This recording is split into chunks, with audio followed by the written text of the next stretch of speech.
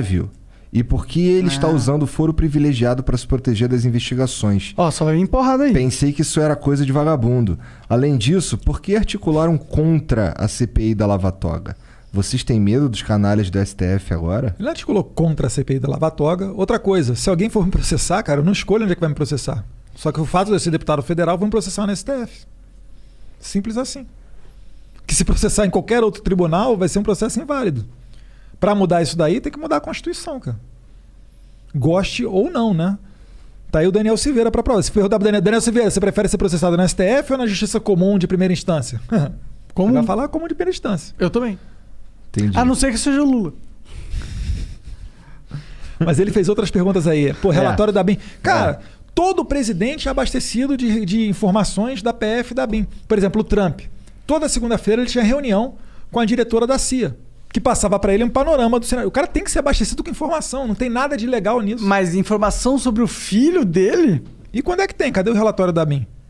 Não sei. Cara, é tudo, mais uma vez, cara, o que acontece? Aproveitam-se da ignorância da população que não sabe, e não tem que saber mesmo como é que funciona tudo dentro de um governo, e onde se encontra uma oportunidade para tentar pintar que ali tem uma ilegalidade, os caras vão lá e ficam pintando a ilegalidade. Acabou, cara. Mas será que é só isso? Você acha que o STF ia acochambrar, ia passar a mão na cabeça do presidente Jair Bolsonaro, se ele estivesse exigindo relatórios, etc, O etc? STF ia fazer uma chantagem política com ele, ia ficar batendo nele com umas coisas que ele sabe que não vai derrubar, e ia usar o que eles têm de verdade, a munição forte deles, pra chantagear ele politicamente.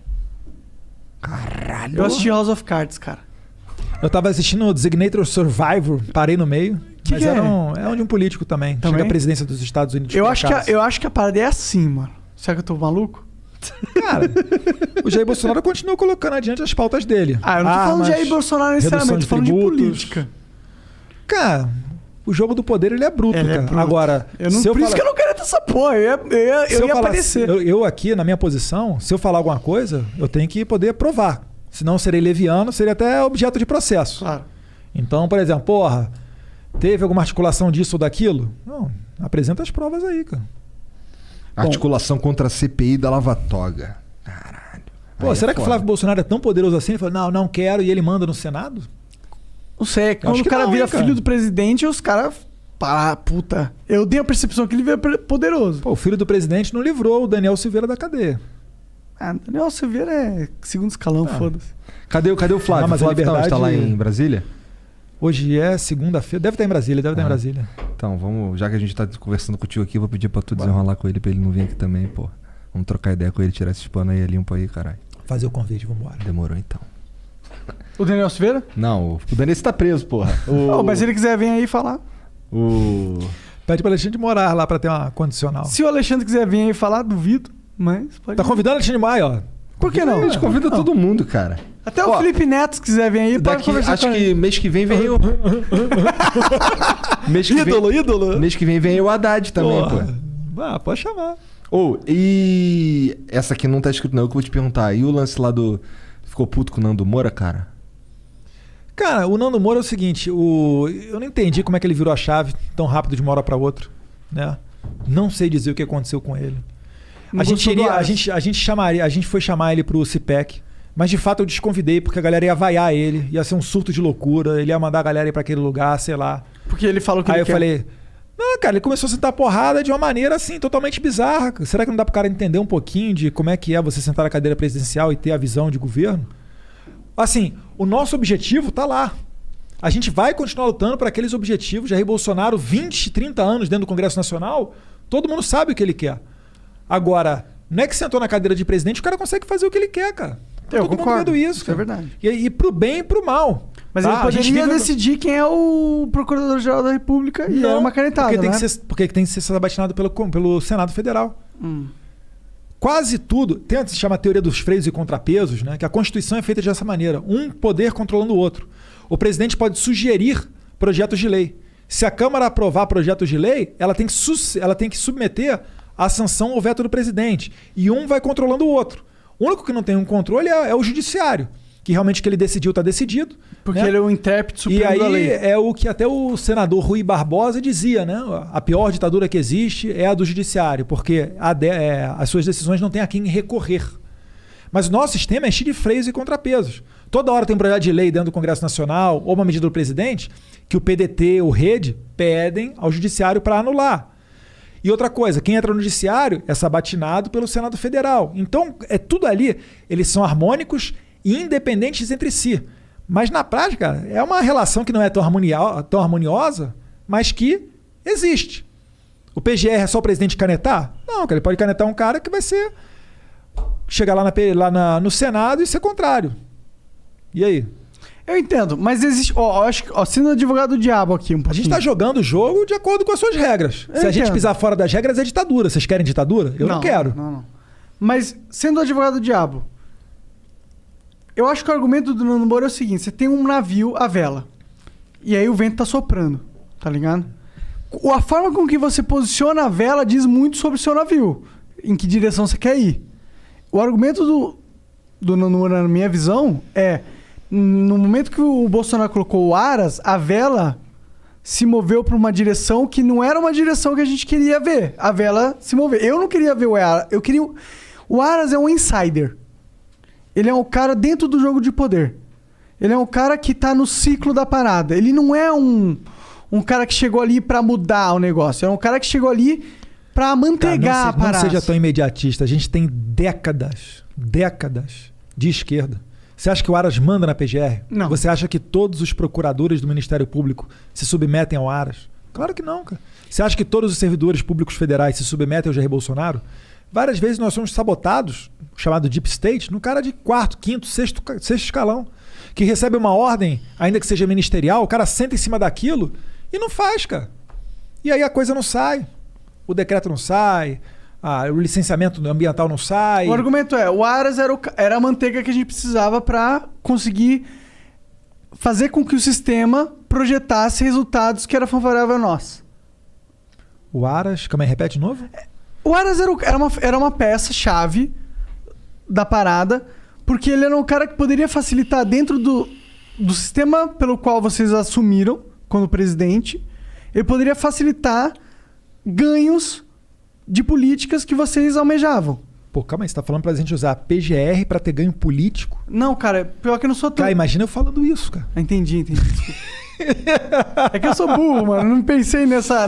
Não, assim, eu tô entendendo, você tá colocando a sua visão certa de cidadão comum. Eu é que tô fazendo a interpretação política porque eu tenho visão eu não queria interpelar nada disso. Se eu falasse metade do que você tá falando aí, cara, já seria de ditador pra baixo. Entendi. É foda. Isso que é foda. Por isso que eu não quero ser político nunca. Cara, a gente vai pisando em ovos, cara. Agora, é o que eu falo. Deixa eu retroagir aqui um pouquinho no tempo. Claro, fica à vontade. E falar com o pessoal. Vocês sabem quem é Karl Marx, né? Engels, né? O Capital, o Manifesto Comunista, final do século XIX, etc. e tal. Aí virou o século, chegamos em 1917, primeira revolução, eu não vou nem retroagir a Revolução Francesa, não. Revolução Bolchevique, 1917. Os caras pegaram as armas, mataram os czares, tomaram o poder. Aí depois você tem 49 na China. Mao Tse Tung fez a grande marcha, matou milhões, não sei o que, chegou ao poder. Coreia do Norte, basicamente a mesma coisa na guerra. 59 você teve Cuba, a galera foi pro paredão com armas, chegou no poder. Só que tinha um cara, um italiano, chamado Antônio Gramsci. Pensei que fosse Bolsonaro.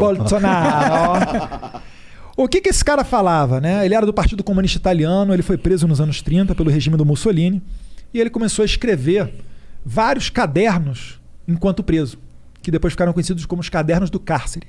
Ele falava basicamente o seguinte, ele falava, olha pessoal, eu tô vendo vocês aí fazendo a Revolução Russa, a Revolução na China, na Coreia, só que aqui no Ocidente, a gente tem valores judaico-cristãos tão enraizados na sociedade que o pessoal não vai aceitar tão bem essa ideia de comunismo, sabe? Então o que vocês precisam fazer? Vocês precisam primeiro mudar a cultura da sociedade e depois esse poder político chegará naturalmente. É basicamente o seguinte, não tome quartéis, tome escolas. Faça a revolução cultural que os socialistas, hoje socialistas ou progressistas, né, mas naquele tempo marxistas, comunistas, vão chegar ao poder sem que as pessoas nem se deem conta disso, utilizando-se das regras democráticas. E aí, os livros dele, que primeiro foram para a Rússia, depois chegaram nos anos 60 no Brasil, ele deu um filhotinho chamado Paulo Freire. E aí começou a startar uma espécie quase de gotejamento, que a conta-gotas, a esquerda ela ia colocando uma pecinha em cada ponto desse xadrez. No começo ninguém dava bola pra isso daí. Falava, pô, irmão, tá maluco? Os caras vão dominar a universidade, vão tomar o poder. Cala a boca, cara. Quem tá no poder aqui são os militares. O militar acabou de, chegar no regime aqui, tem Castelo Branco, tem Geisel, tem Garraça do Médici e tal. Cala a boca. Os militares negligenciaram essa invasão nas universidades. Mas esse trabalho de longo prazo deu tão certo que eles chegaram a um domínio absoluto.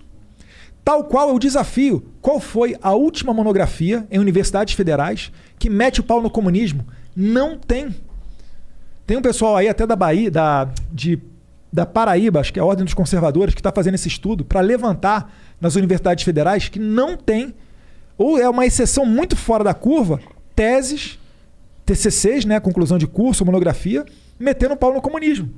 E aí, hoje em dia, se você pegar uma bandeira da monarquia aí na UNB, você vai cair na porrada. Igual aconteceu com aquele moleque que foi há 2 anos atrás no UNB, caiu na porrada porque estava segurando a bandeira da monarquia. Ou outro que foi na Universidade Federal do Ceará com a camisa do Bolsonaro e foi cuspido e espancado. Esse é o pessoal que diz, né, que nós somos os intolerantes. É. Então, assim, os caras exerceram um domínio onde você não tem uma discussão nem na universidade, que deveria ser o ponto mais aberto.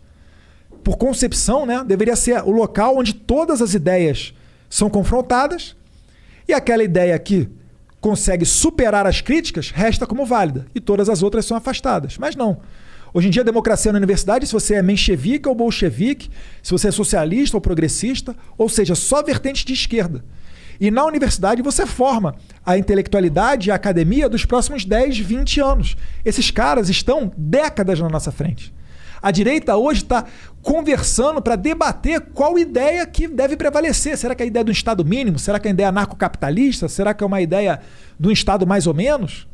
Vê como é que a gente está atrasado. O Brasil é o único caso do mundo onde a gente elegeu um presidente conservador sem ter, ou pelo menos não tínhamos em 2018, uma grande imprensa abertamente conservadora, você não tinha nenhuma universidade abertamente conservadora, você não tinha nenhum sindicato abertamente conservador, nada, cara. E o que isso diz? Isso diz que a gente está trocando a roda do carro com o carro em movimento. E vai ter esses atritos aí. Mas também diz outra coisa. Diz que a internet veio pra fuder a porra toda também. Também. Se não fosse a internet, esquece. Bolsonaro ia ser baixo clero como sempre foi nos anos 90. Será que não rolou uma... Eu acho que o Bolsonaro é fruto disso. Uma mudança de paradigma na mídia. Antigamente, a gente não tinha direito. Não é que a gente não tinha direito. Antigamente, nós não tínhamos tanta liberdade quanto nós temos hoje. Hoje, você não precisa ver na carta dos leitores dos jornais para guiar o que você deve pensar ou não. Olha quem tá conversando com você. Sim. Olha que foda. 2 gordinhos. Um gordo e um magro. Não, esse é ter tudo. Cara, não tô. Eu queria ser magro. Um dia eu chego lá. E aí, já pensou em ganhar muito dinheiro com um canal de corte igual esse daqui que você está assistindo? No primeiro link da descrição temos um aulão para você que quer começar um canal de cortes e faturar muito aqui na internet. Também teremos planilhas que irão te ajudar na hora de organizar a produção do seu canal. Tá esperando o quê?